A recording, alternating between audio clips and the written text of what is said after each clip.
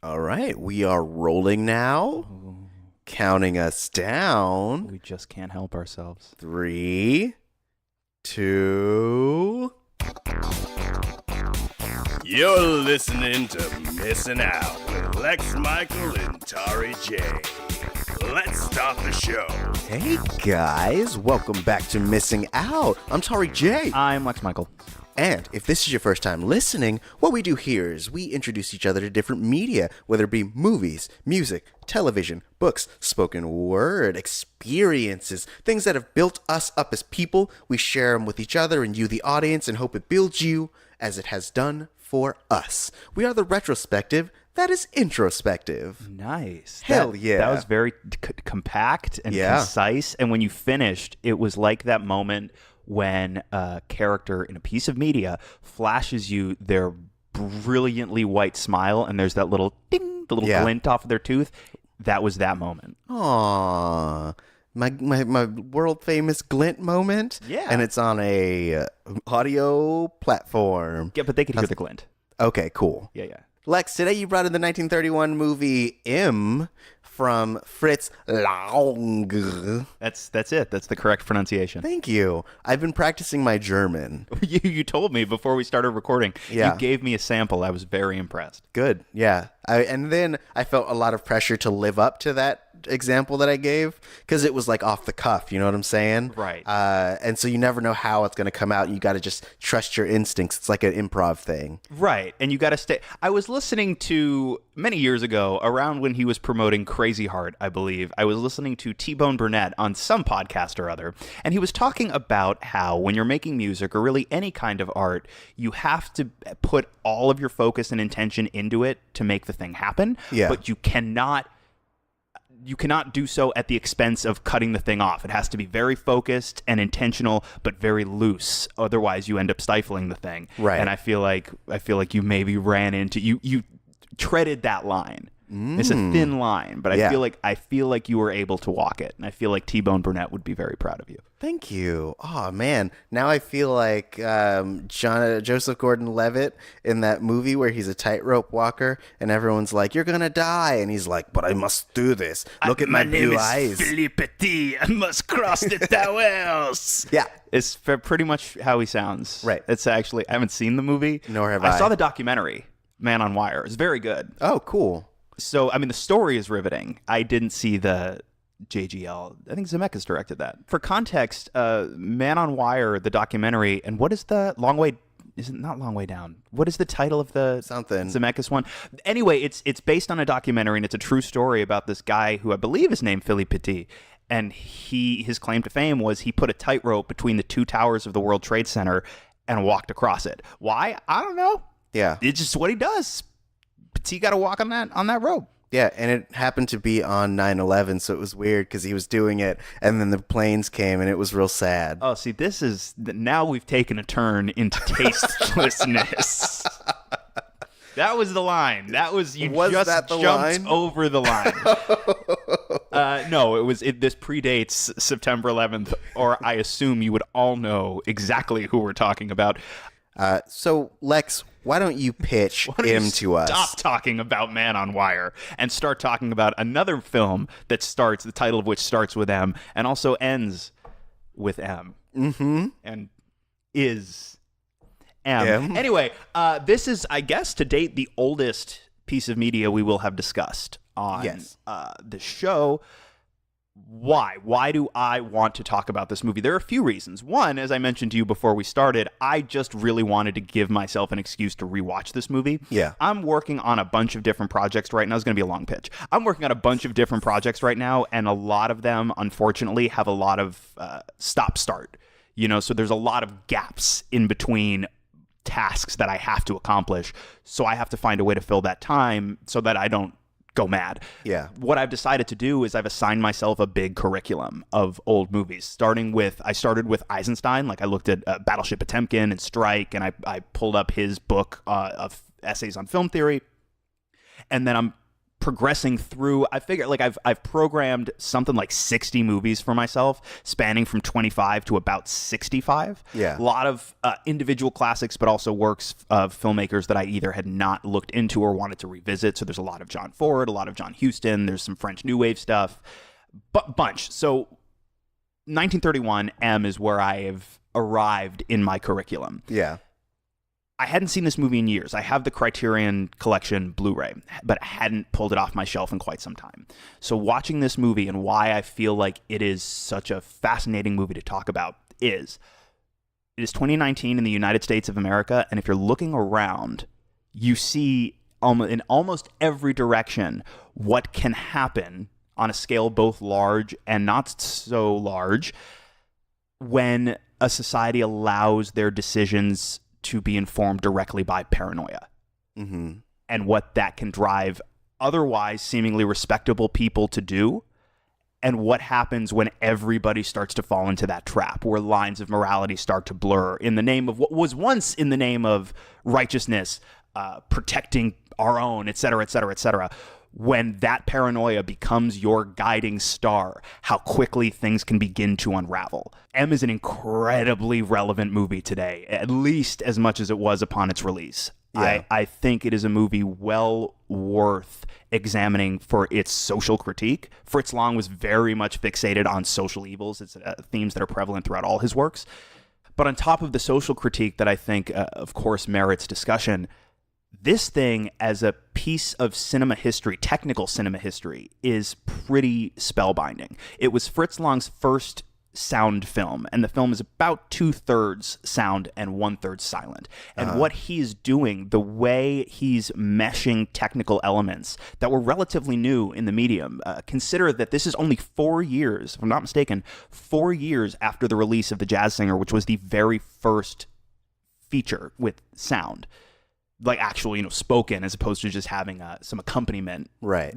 Frequently in the physical location that you're watching the movie. Yeah. So on top of the social aspects of the film that I think are fascinating, the fact that you're seeing a lot of elements that have become commonplace today, that so much so that we take them entirely for granted, you're seeing their genesis in a movie like M, and how a filmmaker like Fritz Lang takes the step from silence to sound in a way that isn't, I'm just going to totally jump into the new tech. I'm not just going to totally do the fashionable thing now because it's fashionable and lean into it for that reason. How can I use this new technology in an artful way, integrate it organically to create an effect that we maybe haven't seen before? I think this is a heck of a movie. Yeah. I feel like another thing to point out is you were talking about his social relevancy, that this was just on the cusp of the rise of the Nazi party. Like 2 years later, I think, is when Hitler would take control of Germany, and the movie itself would be banned until like years and years later, decades later, I think, actually. The way the story goes, too, Lang was approached not too terribly long after the release of M by Goebbels, Joseph Goebbels, Hitler's minister of propaganda, with an offer to essentially come direct films for the Nazis. Right. The meeting is said to have not taken place. They couldn't find. Apparently, Goebbels kept very meticulous logs of his meetings and activities, and no such meeting could be found in those books. Yeah. And as we know, obviously, with the benefit of hindsight, that's not ultimately what Lang decided to do. Right. I had done some research on Lang.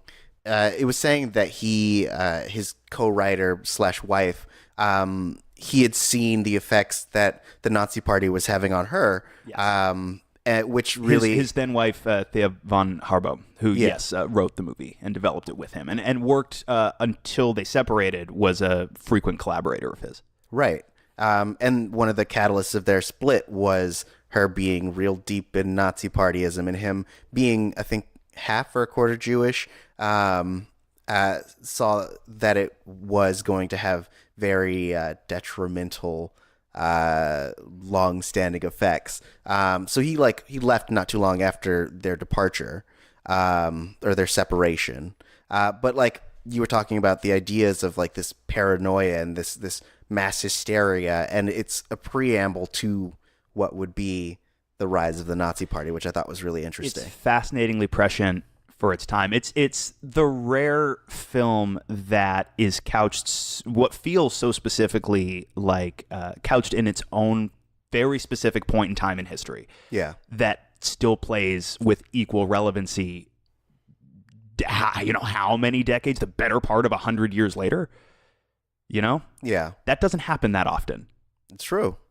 I will say I didn't do research before watching because I wanted to go in as fresh as possible. So when those silent moments happened, I was like, "Is it broke? Did I break it?" So, for example, right, there's a sequence where the police are hunting for the murderer. This movie, by the way, is about there's a child murderer who's on the loose, and it's about the hunt for this child murderer played by Peter Lorre, and about what happens when different factions of society become fixated on searching for this murderer and the lengths they're willing to go to and the moral compromises they're willing to make in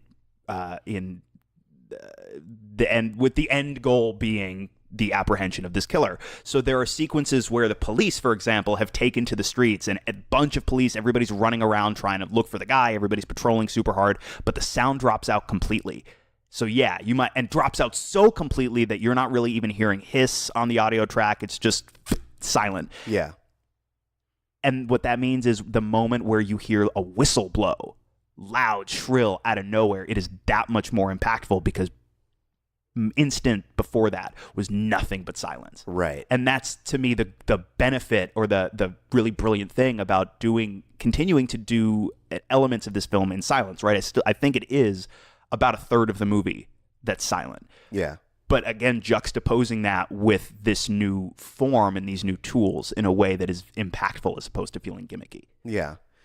So I feel like we should kind of give an overview of like what the story is about. I mean, you gave the synopses. Yeah.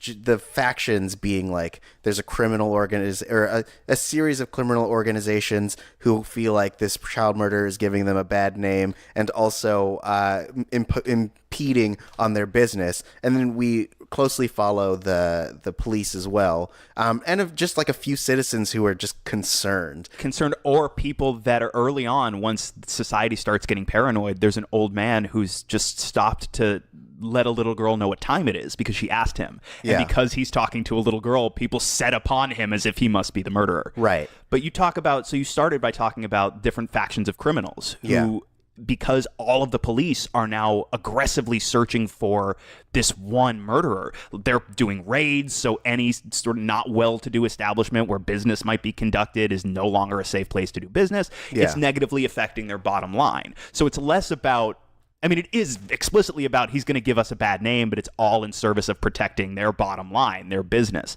But this idea of, crime is a business, but more than that, to the extent that they're being genuine about not wanting to be associated with somebody like a child murderer, gets to this little bit of this idea of the nobility of the criminal, right? And so I guess now would be the time to talk real briefly about Brecht, because Fritz Lang has talked about how at that time it's almost impossible not to have been influenced by the works of Bertolt Brecht. Mm-hmm. And the Threepenny Opera being a great example of a story that deals heavily with this idea of the nobility of criminals. But Brecht is also how we get to Peter Lorre, who plays the killer in this movie.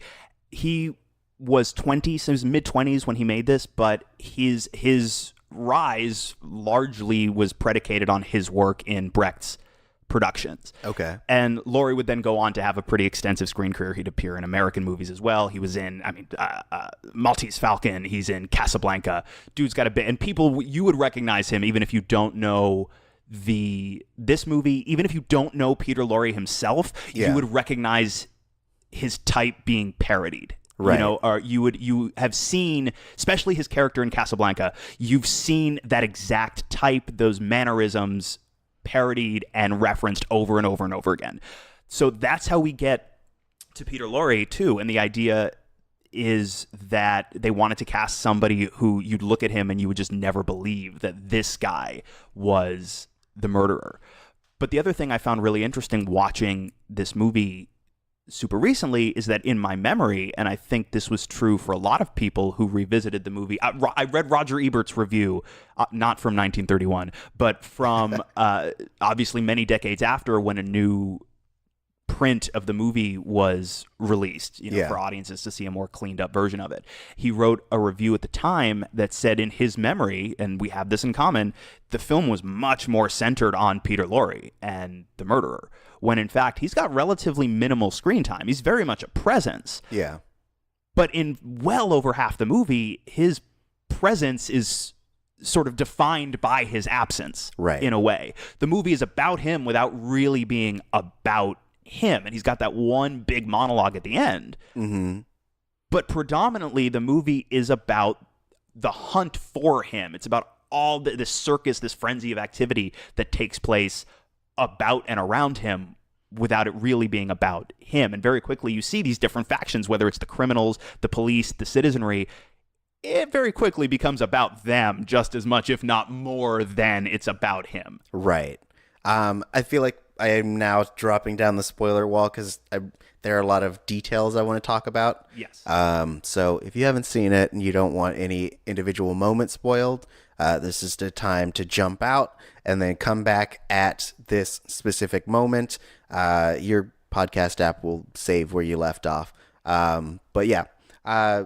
So we get our first view of him when he is when he meets Elsie and buys her a balloon and essentially whisks her away into death. So in terms of his introduction, there are two things that merit consideration and examination. So before we see him, it takes a while before we actually see his face. He's introduced as a shadow. We only see his silhouette. It's also interesting, if I'm not mistaken, if I'm not misremembering, the police inspector, Lohman, I believe we meet him the same way. We first see his silhouette. And there are characters later in the film where they will be talking. We will meet them as their physical embodied self. Mm-hmm. And over the course of certain sequences, we start to focus instead on their silhouettes on the wall too, which I find interesting. Yeah. Well, the second time you see Hans Beckert, is the killer played by Peter Lorre. Yeah. He's writing his note to the press. So you only get an obstructed view of him from behind. It's not till we see him looking at himself in the mirror and making all of these faces that we actually see his face. And even then, it's a reflection. So that's interesting. Make of that what you will. The other thing, though, and I feel like this merits even more specific attention, this is one of the earliest, to the best of my knowledge, certainly, one of the earliest uses of musical leitmotif in film. Of course, sound film had just become a thing. Yeah. Before we see Peter Lorre enter a scene, we hear him whistle. Mm-hmm. The whole movie, he's whistling in the Hall of the Mountain King by Edvard Grieg, which he wrote for the Peer Gynt Suite #1. Yeah. You've heard, if you're like, what does that mean? You've heard in the Hall of the Mountain King. Yeah. I mean, I feel like the most popular version of it is from Home Alone when he's doing a bunch of stuff. I feel like you hear it a lot in like Christmas times. It's always very much in terms of like setting up a big thing, because it's super epic. It's the do do do do do do do do do do do do. Yeah. By the way, Trans-Siberian Orchestra, well, I guess actually in this period, Transylvanian Orchestra has a really good version called Satan's Lair. Very good. All right. Yeah, check it out. All right. So you hear, before you see him, you hear the...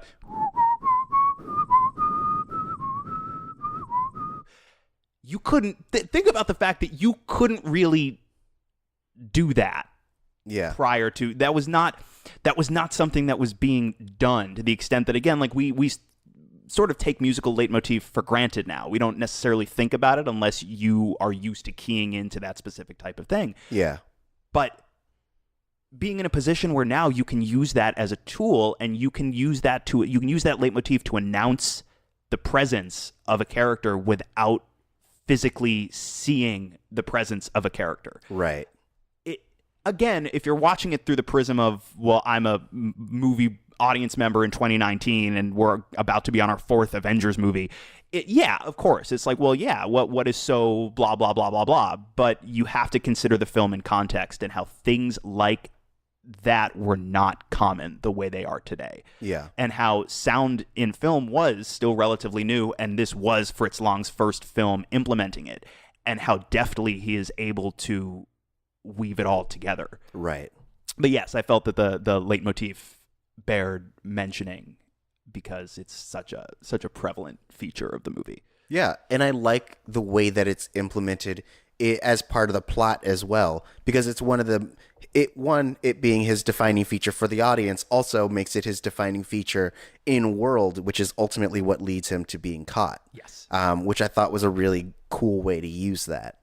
Even as a 2019 cynical viewer, I feel on that note, I feel like as someone who doesn't watch a lot of old movies, I can still sing this movie's praises in that, like, there are so many barriers of entry for people who only watch modern movies, and that, like, it's in German with subtitles, and it's also like it's also very old in that, like, it is made in the 30s, so like it's the shot style is very play like.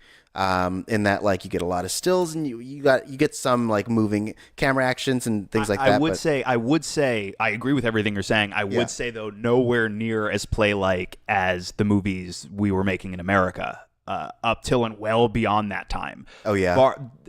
They figured some real cool stuff out in Europe before we figured it out over here. Most of the cool shit that happened, like when the New Hollywood took over, was a response to the influence of, say, whether it's the French New Wave or German Expressionism, which of course is what we're talking about. Yeah. Think about, okay, perfect example. There's a shot, and it's the shot in the movie where one of the plans that the police have is to recruit beggars to be their eyes and ears around the city. Yeah. So there's a scene where they're in an office and they're signing people up. People are coming through, they give them a name, little ticket thing, and it's like, okay, you're in charge of this sector, go. Yeah. The way we get into that scene, and this is not play like, sir, the way we get into that scene is the camera starts outside and we track towards the window, which is a little I don't know what you'd call it, but it's like got little boxes, big window, but it's made up of smaller little windows. Yeah, window panes. Right, window pane. When I say window pane, I think larger. Oh, you think? I think of windows that have been like shot or cut or stabbed, and they're just like crying the whole time. Oh, yeah? Yeah. Yeah. You watch her leave out the window, guess that's why they call it window pane? Yeah. Hell yeah. Hell yeah. So one of the little panes, it moves directly into, and you can see through into the room. Yeah. But then you see in the frame, now obviously today you'd find another way of doing, you'd CG this little part out or something, but you see the little pane slide open and the camera goes through it and into the room. Yeah. And we begin the scene. And that again, it's rudimentary. You can see how they did it and you can see the little pane slide over. But that's a pretty virtuoso move for the time. Yeah. I forgot that. So that's actually something when I was in high school making short films with my buddies. That was something that we did at a certain point. We were shooting at my house, and what we did, and this must be what they did here. We started outside, and my bedroom, the window faced the driveway. So I started up at the end of our cul-de-sac, and at night, and I took the camera and I ran up my almost Evil Dead style, because they do this shit also, running up my driveway, and then I jumped up to where my window was and put the camera through the window where a buddy of mine would pick it up on the other side as seamlessly as possible, and we would track it kind of through my room into the hall and into the other room where the action was going to be. Oh, nice. It's a super low budget rudimentary trick, but it's effective. But to see it implemented in 1931, I thought was super cool. Yeah. And that is not play like.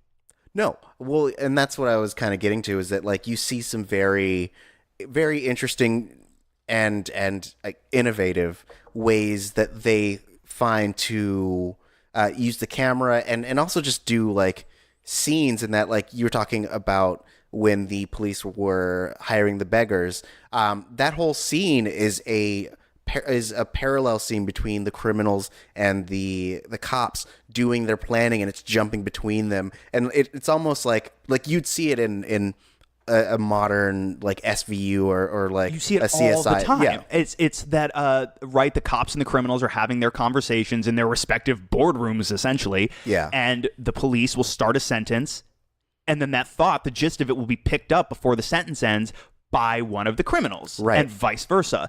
Again, like you say, we so take that for granted now. That wasn't being done. Mm-hmm. Starting sound in one scene and continuing it into the next scene was not being done. Right.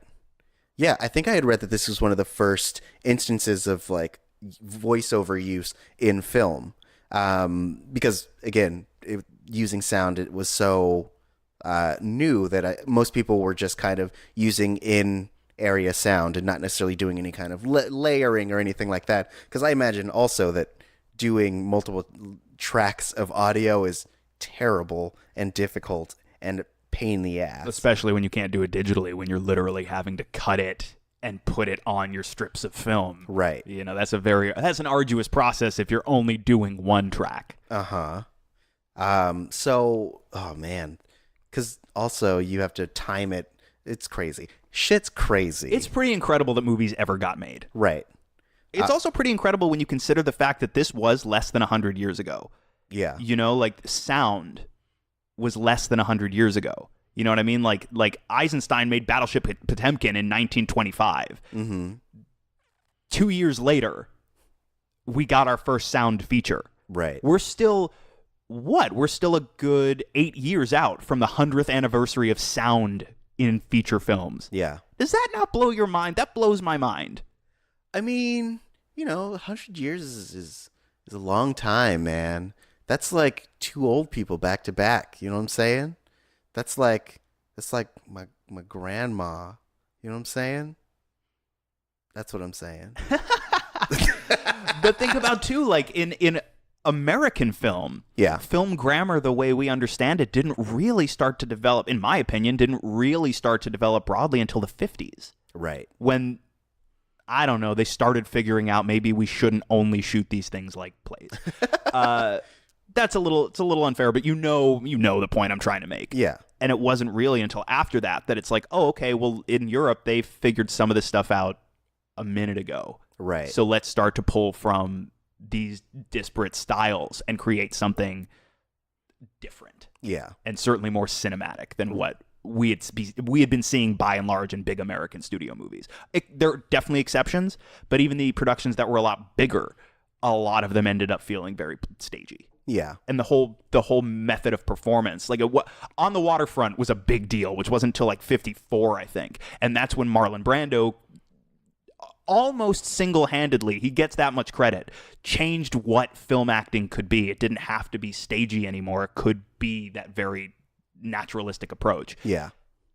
That was that time frame is even smaller than the time frame in which we've been using sound in film. You know what I mean? Like this, it's hard because we are a very narcissistic species, and we have a very hard time conceiving of anything existing before us or after us. Yeah. And everything that existed before us seems ancient. But in fact, this happened a second ago. Right. There must be, they're getting up there, but there must be a few people out there who were alive and remember sound in cinema becoming mainstream. Right. Doesn't that blow your fucking mind? It blows my fucking mind. Cut to, we're almost on our fourth Avengers movie and shit. Right.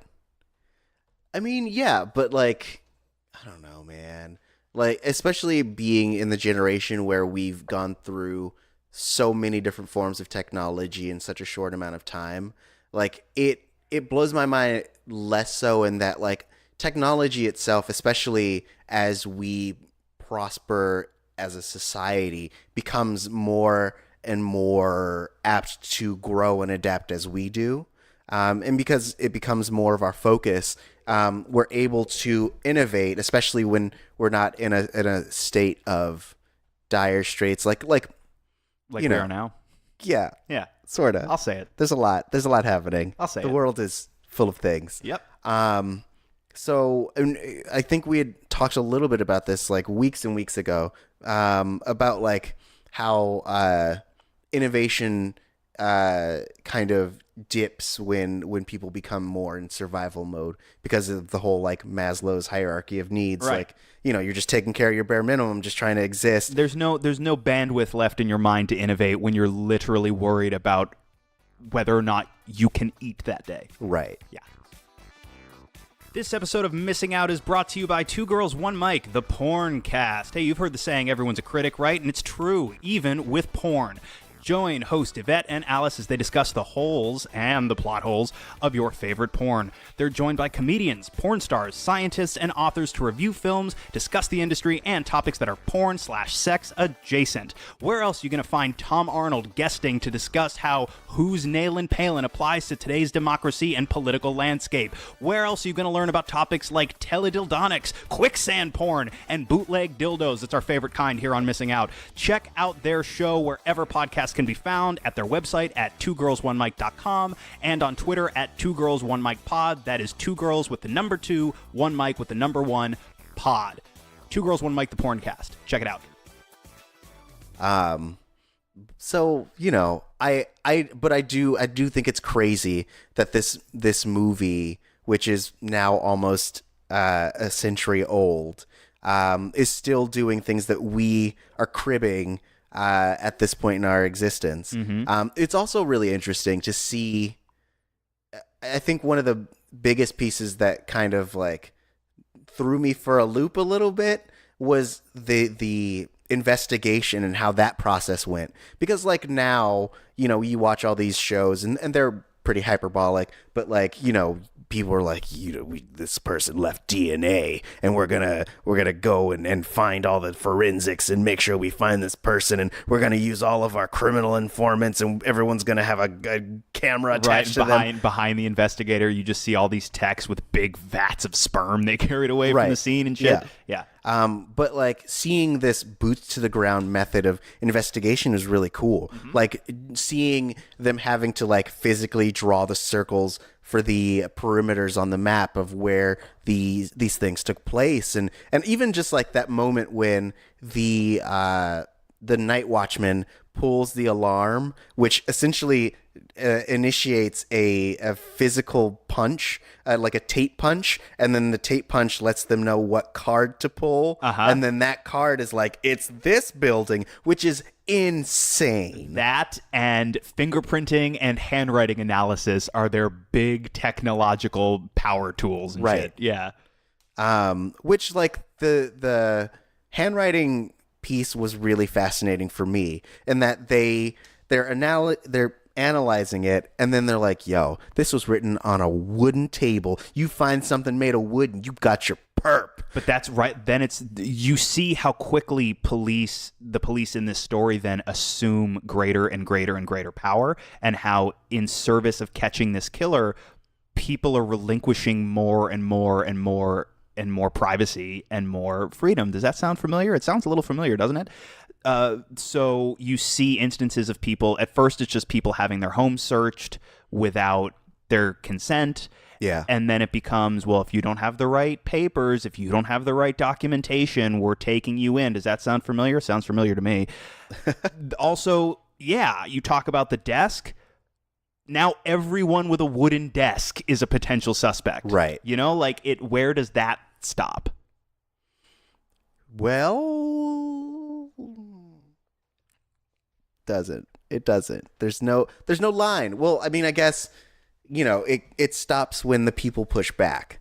But like, it's all, you always have that trade-off, like privacy versus security. Like the more you allow these organizations or these establishments to take some of the burden of your own security from you, the more you have to give them in terms of like access and information and stuff like that. So it's like, it's one of those human trade-offs. But isn't it so fascinating that in a film from 1931, now It's especially noteworthy because, this was right around when the Nazis were beginning their rise to power in earnest. Yeah. The conversations they were having already in 1931 about how rapidly privacy was disappearing. Yeah. Does that all sound familiar? It sounds familiar to me. I don't know. Maybe I'm just tilting at windmills and shit. But I don't know. I mean, everything seems dandelions right now. Doesn't everything seem great? Seems so good. Doesn't everything seem so good and not at all reminiscent of some of the ugliest times in the world history ever? Yeah, definitely. Doesn't it? Aren't you glad that things are so fine and that nobody's in trouble right now? Yeah. Turns to man with gun. Now release my family. I've said it. I did what you asked. Oh, I pictured you turning to the camera and making the Jim Halpert face and shit. Different references. You know what I'm saying? Different reference. Was that one a reference? No. It's a reference to that time somebody took my family hostage, you insensitive bastard. I had this old joke when the Olympics were in Russia. And the bit was that anytime someone said something really nice about Russia, they turn off the cameras and they turn to the producer and go, "Now release my family." And so technically it's a stupid reference to a many years old bit. Got it. Yeah. Do you know what else is a many years old bit? 1931's M, a film by Fritz Lang. Oh yeah. Oh man. But kind of circling back to the two different factions thing, I really found it super interesting when we get to the point where the criminals are chasing down the killer, Beckert. Yes. Because you almost are rooting for them, even though they're this nefarious group of people, and you know that they're like, their purpose isn't necessarily of high morality. It's more so like they're less inconvenienced. Right. And at a certain point, once you get to the kangaroo court, like you find that they also view this person as reprehensible. It's a combination of, and here's some shit that may or may not also sound familiar to you. It's a combination of needing to deal with it because you feel personally inconvenienced, and then also feeling you need to deal with it. Yes, it starts from a place of paranoia. Yeah. But it becomes, just like it becomes for a lot of the citizenry in this movie, about their feelings of moral superiority. Yeah. But once you're willing to compromise the way some of them compromise in service of, this is what's right and I'm moral and you're a monster, where is the line past which you have made yourself monstrous? And we see characters crossing that line, right? When they break into that building to get him, yeah, obviously one is not equivalent to the other. Beckert is literally murdering little girls. But look at how wantonly destructive that mob is. Yeah. In their attempt to nab him. They literally tear through the building. Mm-hmm. So much so that the police show up later, not knowing that they were there or who was there, what they were there for. But we see, now that they're all gone, all of the destruction they wrought. Yeah. That not Beckert, the citizenry, all of the destruction. So much so that the police assume temporarily that this must have been a robbery. This must have been somebody broke in to destroy and to rob. And then they see the safe and it's like, nobody touched this. Right. What happened then? How could something this destructive have taken place if not in service of a payout like we would expect? Right. And it's not about that. It's about paranoia and moral superiority driving people to destruction, ostensibly in the name of righteousness. Right. But where's that line? And also, all of this took place without actual hard we as the audience know that Beckert is guilty. But essentially, the way that they corner him is that a guy recognizes his whistle. A blind man, too. And this is something else they do with sound that I think is really cool. Earlier in the movie, we spend a moment with this blind guy where he's listening. Yeah. To something. He's listening to music, I think. And he covers his ears, and then the sound drops out. Yeah. and then he uncovers his ears and the sound comes back. And I like that little bit of subjectivity. But the blind guy, he hears that leitmotif, and that's what ultimately keys him in. That and the balloon that he sold keys him into who Beckert is, and then he pulls in a buddy of his who does have eyes to see, like, that guy, track that guy, and then smack the chalk M for murderer onto his shoulder. Right. But, like, none of these people have any concrete evidence. They didn't see him literally murdering a child. They didn't find any bodies in his, like, the police had gotten to the point where they were in his house and they found the place where he was doing the writing, and they found, like, actual evidence. But, like, these criminals are acting under what is essentially hearsay. And it could have also been that he, Beckert, was just a dude who got locked in one of the rooms. Like, he was just he could have been someone who's like, I got lost in this place, and then ends up just getting taken and bound and put in front of this kangaroo court. Like, it's crazy. The mob makes an assumption. And that's all it is. The assumption happens to be correct. Right. But that's all it is an assumption. Sidebar, because you mentioned they were in the room where he's doing his writing. Something that really leapt out to me this time was, so here we have a serial killer who is writing directly to the press. Yeah. Which reminded me, I would have said, I would be so certain that that was the explicit reference for David Fincher's killer in Zodiac, were it not for the fact that David Fincher's Zodiac was based on the real killer, the Zodiac, who also did exactly that. Right. Who also wrote to the press. So now I find myself wondering, was Zodiac a fan? Maybe. Not that this is an important question at all, and not like the concept of writing to the press and taunting them could only have popped into your mind if you watched this film. Right. But that jumped out at me in a way that I had never responded to quite that way. Yeah. Well, I think that there was talk that this killer was also referencing another killer that was out in Germany called the Vampire of Dusseldorf. I believe, what's his name? It's Peter Querton. But okay, so after the fact, Lang was said to have disavowed the idea that it was based specifically on one person. Yeah. Now, granted, Fritz Lang was also notorious for embellishing and telling, if not outright tall tales, certainly stories that he dressed up a little bit. Right. And it's very possible that it was based very specifically on one person, but there were multiple crimes that were happening around that time. Yeah. And it's odd to think about now, but at the time, M was almost ripped from the headlines, almost like an SVU type, like very ripped from the headlines, so much so that there were critics who accused the film of being cheap and exploitative. That it was just trying to cash in on this series of horrors that had been visited upon their homes, and how what an ugly thing that is.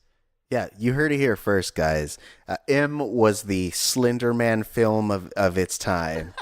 They were like, yeah, we got these child murders. Let's bank on that fear, baby. Yum, yum, yum. People love dead kids. Ooh. And then people caught him. They caught him. Yeah. Yeah. Just like that. Yeah.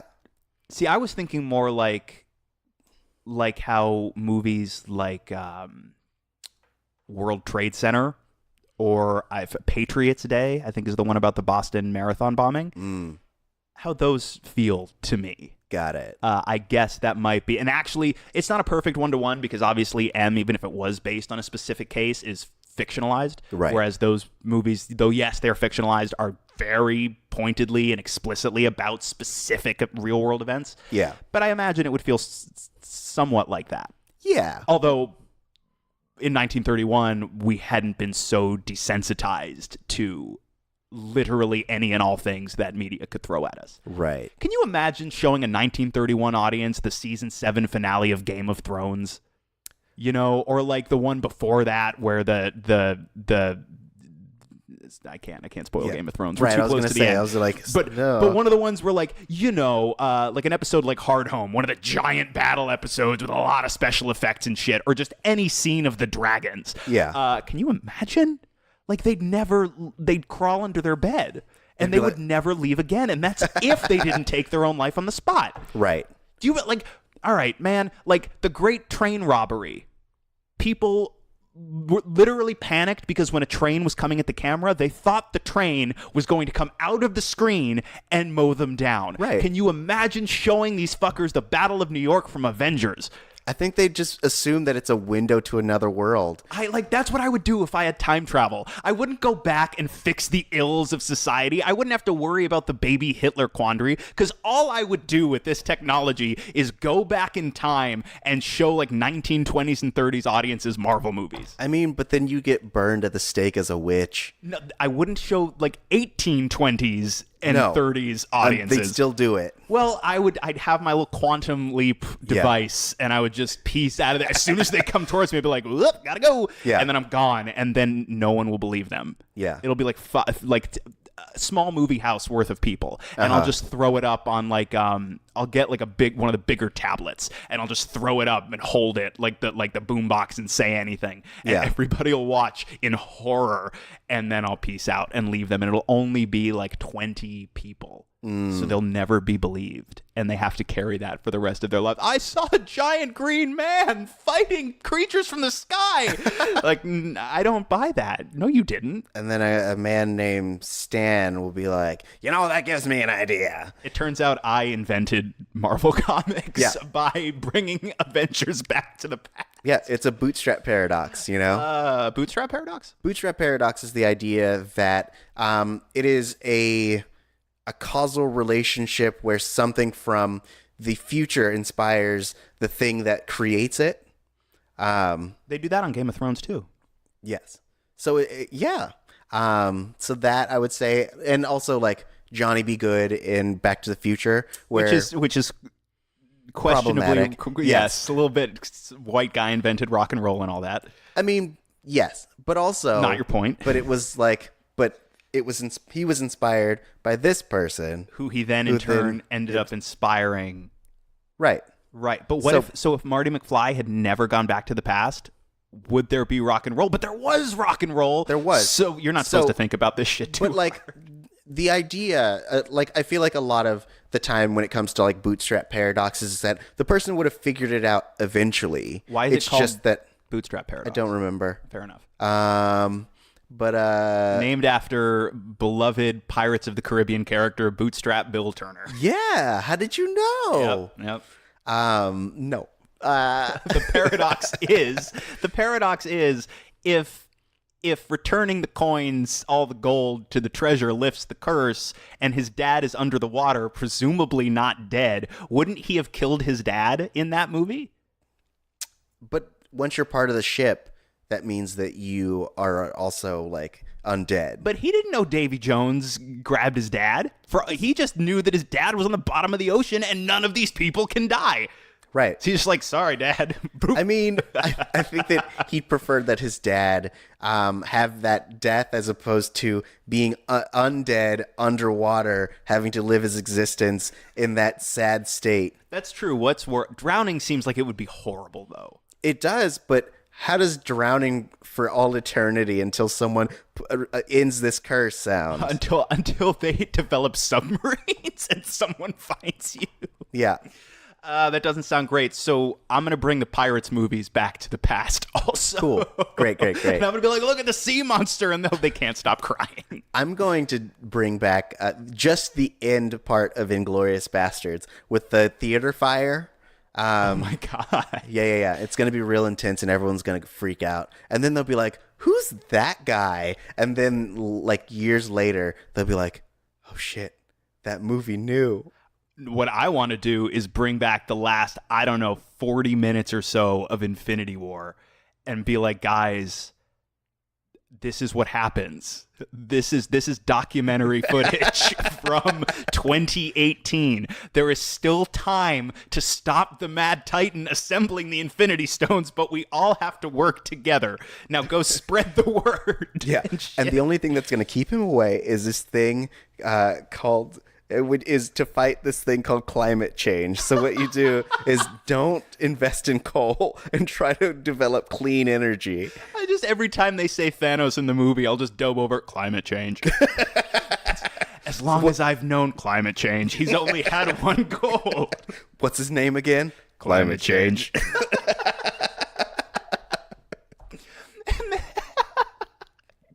And then when he snaps, he's like, you should have gone for the head. Snaps his finger. Thor's like, no. And then he's like, what did you do? And then he looks to his left, and there's a blizzard. And then he looks to his right, and everything's on fire. And then Thanos is like, ice and fire, Game of Thrones. And then just zaps out of there. Yeah. And that's what he's doing. He goes, the place that he lives at the end of Infinity War, the little porch he sits on. He smiles as the sun rises, and then he goes inside and binges Game of Thrones. Yeah, of course. That's what they couldn't say it because, Disney and like HBO, I think, is owned by Time Warner and stuff. So you can't mention it. Right. But when Doctor Strange is like, then what do? The original scripted line was, I'm going to binge Game of Thrones. And if I don't like the ending, I'm going to use the Reality Stone and I'm going to fix it. So if you're unhappy with the ending of Game of Thrones, blame the Mad Titan for what will surely be his greatest crime of all. Yeah. He's actually been working since season 7. He's a staff writer. Yeah, that's the reality he changed. He got himself on the staff. So if you could just imagine his interview process where they're like, have you written before? And he's like, I've written realities before. And then like, please stop laughing like that. It's unsettling. And the 1930s audiences are like, I don't understand any of this, and I'm scared. Yep, that's how it works. I want to talk about that kangaroo court Yeah, scene. we're still talking about a movie. So, yes, at the end of M, the basically the angry mob gets out ahead of the police and nabs Beckert, and instead of allowing him to go through the actual judicial system, they take him to a basement and they hold their own kangaroo court, which is that's where basically all of the central themes of the movie are crystallized. Yeah, because essentially you have this mob calling for this guy's death, and there's one dude who's set to be his defense, and you at this point get everyone's separate perspectives. So like you learn that. And they kind of hint at this a little bit before, where the Beckert doesn't necessarily want to kill these kids, but he has a compulsion to do so. Right. His argument, and it's a big, impassioned speech from Beckert, and it's Peter Lorre's one big speech in the movie, and he so crushes it. But the heart of it is, I can't have, it's almost like I'm a victim here too. Right. Why would I do this if I had any other choice? It feels like, I'm paraphrasing obviously, but it feels like there's this noise and this white hot burning blinding thing in me, and it just builds and builds and builds and builds, and the only way I can get it to stop is by killing. Right. And it's not my choice. Yeah. His argument is essentially it's a compulsion. Yeah. And it's a rudimentary insanity plea, essentially. Yeah. And then from the crowd's perspective, they're looking at it from the perspective of the moms and fathers of the victims. And it's like one of the ladies, she talks about like him never having a child and never knowing what it feels like to lose that child, and that in doing so, like, he deserves to die. And I like that the criminal lawyer is like, you guys don't have the right to judge this man. He is obviously sick and needs help, which death will not provide him. It will only serve to not even alleviate your fear and your hurt. It'll only just kill a person. Right. And at what point are you the thing that you're decrying? Right. Right. Like, is this actually about justice for you, or by this point, is it about something else? Is it about wanting blood? Is it about, because the mob, and of course at that point it's a combination of some of the criminals and the citizenry. Yeah. But they've just become a vengeful, angry, vigilante mob. And where did the structures of justice go? Where did the ways we're supposed to handle such a thing in an honorable, fair way? Where did all of that stuff go? as I keep saying, right, it's like, is it actually about justice, or is it about we're just out for blood, which also sounds super familiar. Yeah. Well, I mean, but also the main criminal, known as the safecracker, gives a fairly reasonable response. It's the Batman Joker response, in that, like, Batman never kills the Joker, so he is in effect responsible for everyone that he kills when he eventually escapes from prison and does it again. And so, like, the man's main argument is that if they take him to the police, he'll just go to jail for a little bit, or he'll go to an asylum. He'll either escape or be released, and then he'll be out to kill again. Right. So they would be better to take him out of commission now and not be responsible for his future killings. Right. Where do you fall as far as this argument? Right, like Batman and Joker is a perfect example. Now, well, actually, it's maybe not a perfect example because at a certain point, I get that Batman has a code, and I don't necessarily want Batman to kill the Joker, but at a certain point, the dude has demonstrated over and over and over again that his existence is far too deadly and destructive for massive swaths of people. Right. At a certain point, you gotta do something. Yeah. But an example like Peter Lorre in this movie, what do you think would have been the appropriate way to deal with him? Assuming, of course, we're already in this kangaroo court scenario. Right. Proper way is turn him over to the police. Yes. But assuming we're already in this scenario, do you come down firmly on one side or the other? I mean, I think that because I'm not a fan of capital punishment, and so I don't necessarily feel like killing this dude is going to bring about any good. And it's certainly not going to bring the children back. Right. And so, like, I am definitely in the court, or on the side of, like, turning him over to the police. And even if he is in the asylum, like, it sounds like, based only, like, on his face value, or based on the face value of his monologue, that, like, he could effectively get help in this asylum, or he'll just be removed from society, and the issue will be taken care of. Maybe he escapes, and then they catch him again. Like, that's how it works. But, like, these aren't made to, like, jails and asylums aren't made to be a rotating door of people. None of it's about rehabilitation. It's about punishment, ultimately. Right. Like, we're not really interested in reform or rehabilitation. We just want to punish people. But I am inclined to agree with you. I do think, like I said, like the Joker example, at a certain point, if your very existence is that catastrophically destructive, maybe then something does have to be done. But Right. But that's also that's a slippery slope for sure, because how do you Right. define destruction on a scale that is quote unquote enough? But I agree with you. In an ideal scenario, prisons, asylums are actually about reform and Right. rehabilitation and not about punishment. In that scenario, forget helping him. You know what I mean? Forget helping him process and get better and beat his demons, though. Yeah, it's great if we can do that too.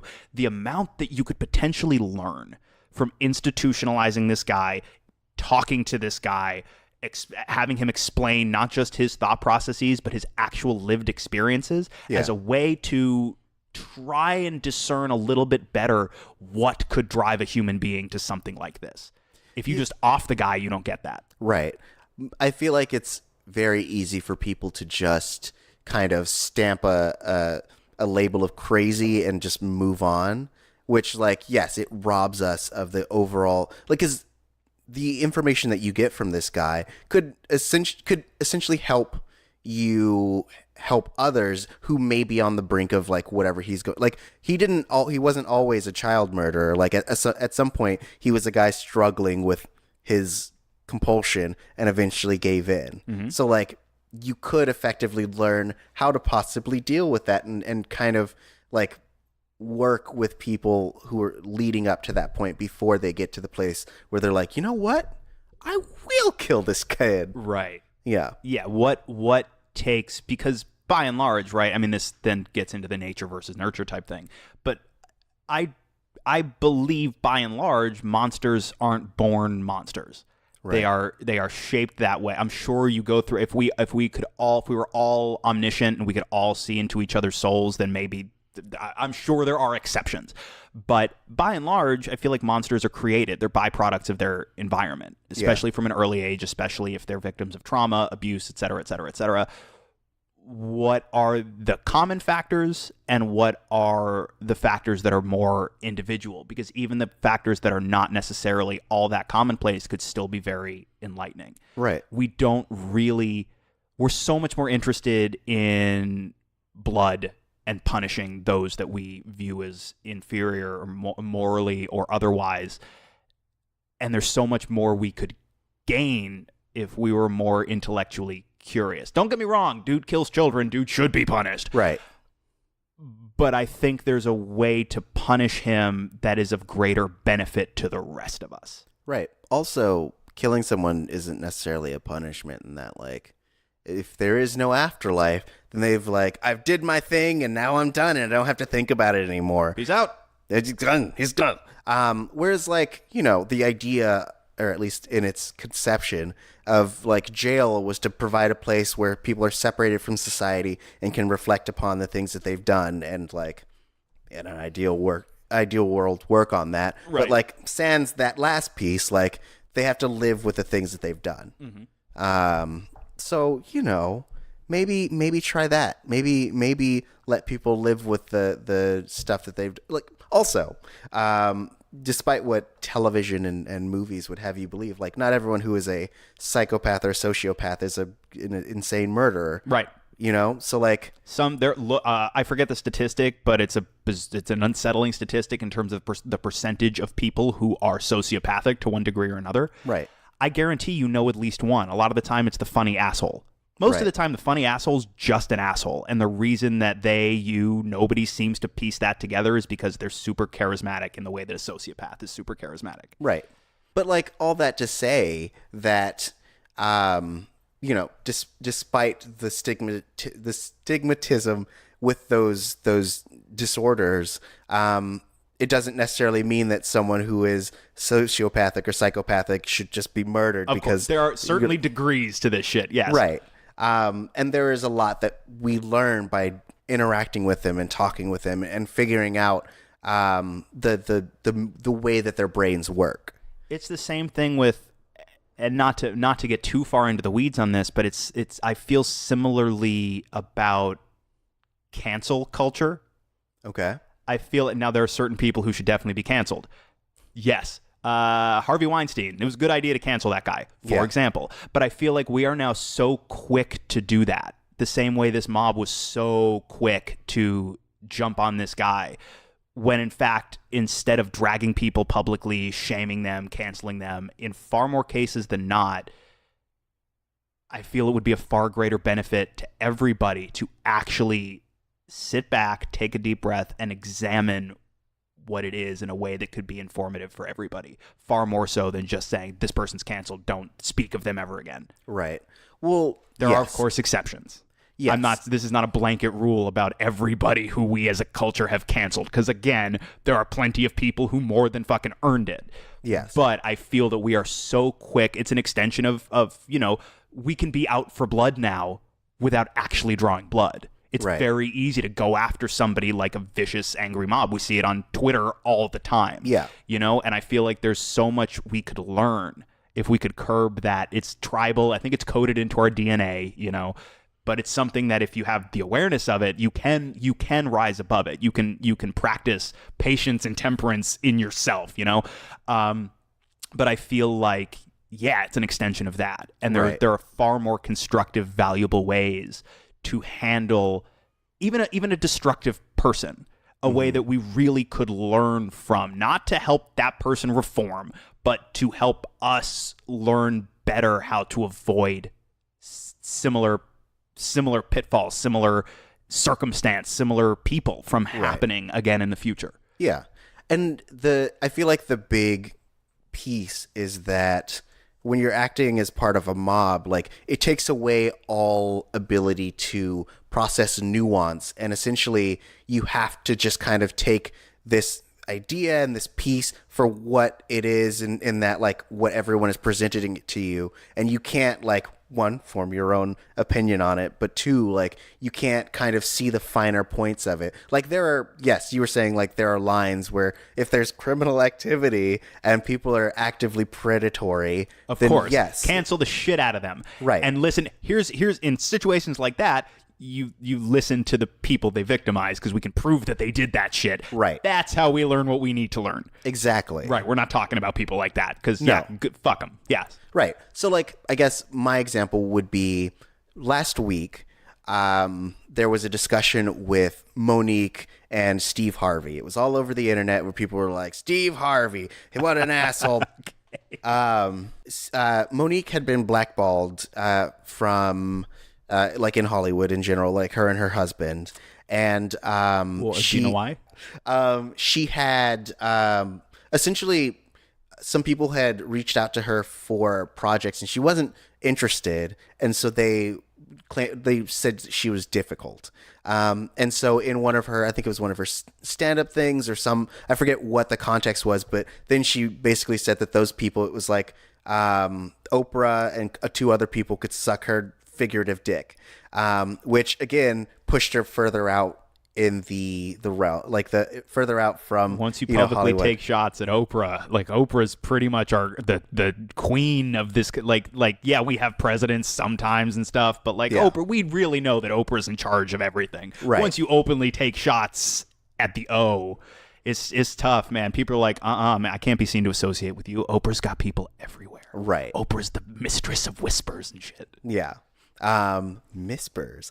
Anyway, so yeah, and then so this conversation was with Steve Harvey talking about her being blackballed, and she was trying to give her perspective, and it's like I want to say it's like an 11-minute conversation, but the piece that was floating around Twitter was this 1-minute section where she starts to say a thing, and then Steve Harvey is kind of talking over her, and she tries to get her point in, but like she's not able to because he's talking. Mm-hmm. And so it's 1 minute of footage out of the 11 where that happens, and everyone's like, Steve Harvey, what an asshole. But like if you watch the full video, like it's a conversation. It's very heated, yes. Mm-hmm. And like he has a point in some way, and she also has a point in that they're talking about being black in Hollywood and having to present yourself a certain way, and she's talking about how like she doesn't want to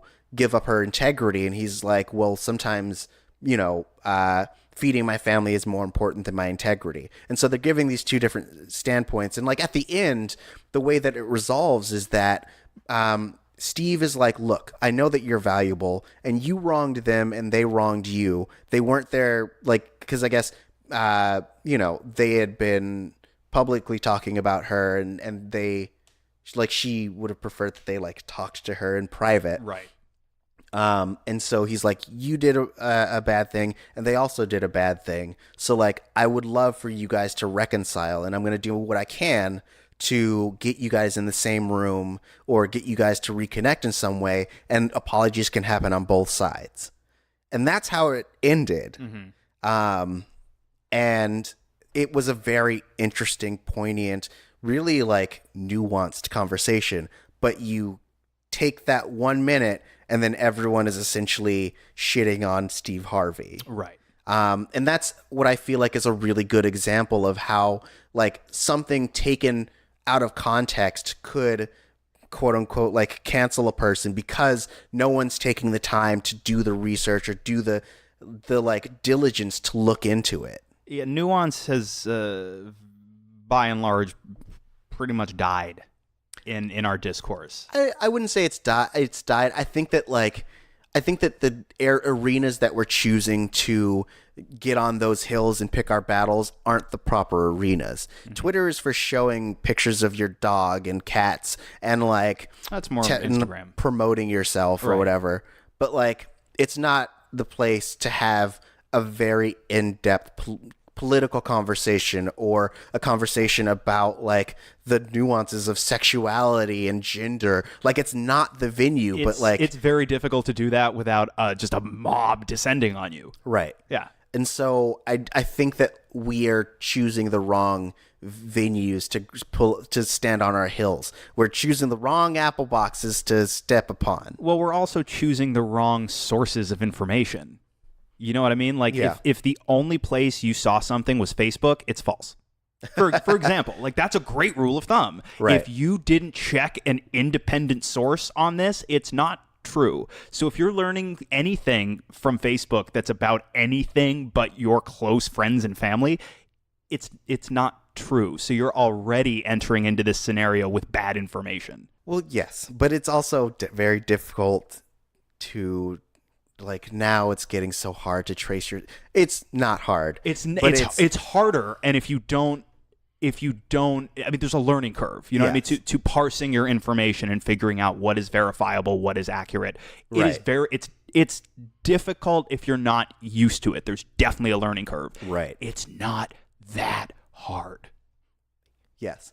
But I truly believe it is not that. If you have a smartphone, it's not that hard. No, well, though smartphones are a double-edged sword in that, very like, much so. You know, yes, you have access to all the information in the world. I was just having a conversation about this, and that, like, we were talking about how kids today, right? I'm starting to feel like we're young guys, and I'm already, because things change so quickly, I'm already starting to feel ancient. Yeah, but like kids now have access to so much information, but they don't necessarily have the time or resources to do the like critical thinking that comes with processing that information. And so, like, yes, it's one thing to have a window into the world, but if you don't have the means or the ability to put those things in context, then it's kind of a wash. It's a waste. So, like, are kids getting smarter or dumber? Like, statistically, they're getting smarter, but the way that they use that information is a lot harder to pin down. And also, you may be moving in exactly the quote-unquote right direction, let's say, intellectually. And yes, what does that mean specifically? But hopefully you get what I'm going for. But then at a certain point, you get tripped up because the way you're using these devices and the way you're engaging just makes for confirmation bias and echo chambers. Right. If you go into it not knowing how to parse that information, it's possible you never will. Or it's possible that you'll think that's what you're doing, but because you started coming at it from the wrong angle to begin with, you're not doing it correctly, and it's just confirmation bias and echo chamber. Yeah. Yeah. So there's a way to do it. There's a way to do it that is more productive, and there's a way to do it even if it doesn't satisfy that visceral, like, violence, get him. Right. In the moment, it's more long-term beneficial, potentially beneficial. And going all the way back to M, I feel like the movie, without necessarily making that point explicitly, gives us like two endings within the one ending, because the kangaroo court is ready to kill him. Yeah. They're basically like, yeah, so wait a minute. Your argument is that you have to murder people? Yeah, we're going to kill you. That's not a good defense. You're dead now. Yeah. And then the police find them all. Mm-hmm. And the police come in and they arrest Beckert and presumably a bunch of these other criminals as well. Right. So ultimately, quote unquote, justice prevails. But as we've seen at multiple points throughout the movie, the line between what is justice and what isn't gets gray in situations like this. And we've seen the movie making direct parallels between the organized criminals and the police. Right. So I feel like within the one ending, we get at least two endings. Yeah. And then there's that little tag on the end of it where you see the mothers weeping. And the last line of the movie is essentially this one weeping mother basically talking to the audience. Yeah. And Fritz Lang, when asked, like, were you intending this movie to have a message or to make a point of some kind, he said for him it's what the mother says at the end. It's, mothers, you have to keep a better eye on your children. And not just mothers, parents. Right. You have to keep a better eye on your kids. And that's why at the very end she's like, you know, and you too, like shit like that, without pointing right at the camera. She's basically like, yo, I'm talking to you. Yeah. Hello. You thought this was just a lighthearted piece of child murdering entertainment? No. No. So, yeah. So that too also really gets to the heart of a lot of what we've been talking about. Right. About trying to figure out, not just watch your kids and in terms of watch them so that they're not abducted, because that could just feed back into the paranoia that we've seen can be so destructive. Yeah. But also parent your kids, man. Like that's part of how we can each do our part, as it were, to stop young people from turning into Beckerts, for example, right, or to stop young people from abandoning the concept of critical thinking and nuance. You know, like, yeah, it's look out for the kids, but not just their physical safety, for their mental, emotional, spiritual development as well. Yeah, so that we can hopefully avoid, as best we can in the future, succumbing to our most base impulses in situations like this, instead of using our higher thinking abilities. Because giving into those impulses on an individual basis gets tricky and probably will get you into trouble, but it doesn't create mass consequence the way when it happens in a mob situation can create. You know what I mean? Like, think about Hans Beckert, and it's not a one-to-one because, again, the dude literally murders little girls. Yeah. So it's a weird, like, that's about as horrific a thing as one could do. Yeah. Think about how much more destructive that mob potentially could have been. Right. Especially once they decided they were okay with crossing that moral line. Mm-hmm. So yeah, watch out for the kids, because it is so possible to overcome the basest parts of our nature if we are taught that we can, if we are taught that we should, and if we are taught things like nuance, critical thinking, et cetera, et cetera, et cetera. Right. So I like how apropos the final line of this movie is, given everything we've just been talking about. Yeah. The longer I talk about this movie, the more incredible I find it. So where do you ultimately, after this conversation, like, can you tie up your thoughts about this movie in a nice little bow? Just real quick, like, you know what I'm asking. Yeah, I know what you're asking. I would say that it's a really fascinating movie, both on a technical and a storytelling standpoint. I think that even people who are used to more like modern storytelling will definitely be able to appreciate it, and I think that they should even be able to appreciate it more, in that, like, I think that it really kind of shows you where a lot of our modern sensibilities came from, and also is just very entertaining in and of itself. So I think that it really hits on a lot of different levels. And did you find the age of the film and the black and white, like chiaroscuro photography and whatnot, did you personally find that a barrier for entry? Not at this point in my existence. I think that, like, maybe a few years ago, maybe like it would have. I would have been like, all right, I'm going to slog through this. Yeah, you have to. It's almost like learning a language. It was that for me when I decided I really want to go back and see the works of the old masters. There's a learning curve, and it's almost like learning to read, right, in a sense. Well, I'm glad that it wasn't a barrier for entry, because in all likelihood, a lot of the things that I bring in the relatively near future are probably going to be a little bit older, since that's what I'm assigning myself. But we'll see. Okay. And if it encourages people, like, if you are listening to this episode and you've never seen M, yes, we spoiled it all for you, but this is in my opinion, a very hard movie to spoil. Plus, it's almost 100 years old, so you've had time. Also, we gave you your chance. If you got here and you were like, "I'm just gonna listen to it," and you're like, "You guys spoiled me," it's your fault. It's your own fault, motherfucker. You could have, like, you call us victim blamers, but really, you could have done something to avoid this situation. But my point is, if you're listening and you hadn't seen it, don't call us that, please. This is so uncomfortable. We try not to be here on Missing Out. But okay. If you are listening and you have not seen M and it sounds interesting to you and you are hopefully inspired to seek it out and give it a watch, I kind of feel like I'm doing the Lord's work. So hopefully if you're listening, whether you've seen it or not, you take something away from this. And yeah, like, I'm all about, what is this show if not a platform for people to share passions? Yeah. As maybe you could tell, I love cinema. The shit is in my veins to a degree that makes me uncomfortable sometimes.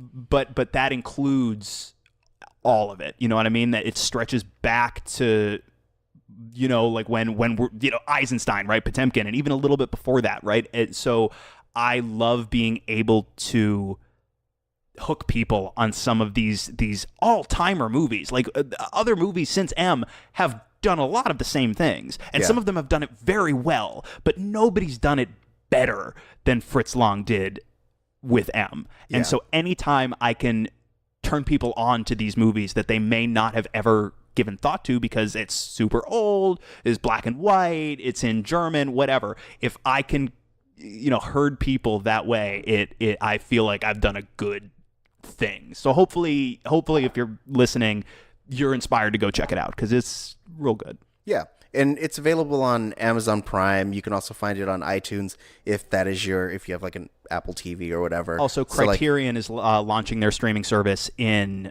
April, I believe, and I'm positive it'll be there as well. Oh, sweet. Yeah. So guys, check it out. Lex, where can people find you if they're looking for you? I am on Twitter and Instagram at @TheLexMichael. All right. I'm on Twitter and Instagram at TauriJ, TURIJAY. But you can find this podcast at Missing Outcast. That's MISSINGOUTCAST. Thanks, guys, for listening. We hope that you enjoyed this discussion about M. We hope that you have a chance to check it out. And we hope to hear from you guys. You can hit us up on Instagram or Twitter. You can also hit us up on the Missing Out hotline, which is 978-MISS-OUT. That number again is 978-MISS-OUT. So cool. This has been the retrospective that's introspective. And now you've got a new perspective. Yeah! Yeah, boy! Brap. How's that for a slice of fried gold? It's ragu. It's ragu. It's ragu. Did you know a turkey puppet once ran for the presidency of Ireland? Did you know that meat once rained from the skies of Kentucky? Did you know that there was an emperor of the United States for a while? Then listen to the Wiki Ship Down podcast. We live in an age when the sum total of humanity's knowledge can be found in your pocket on a smartphone at any given time. But when that knowledge is peer editable, like it is on Wikipedia, what does that say about mankind? So follow us down the digital rabbit hole as we drink, joke, and curse our way through the random button on Wikipedia and see where our journey through humanity's knowledge takes us. While you're at it, follow us on all social media at Wiki Ship Down. I'm Ruth Ann. I'm Ryan, and be sure to find us every Wednesday on iTunes, Stitcher, SoundCloud, or wherever you listen to podcasts.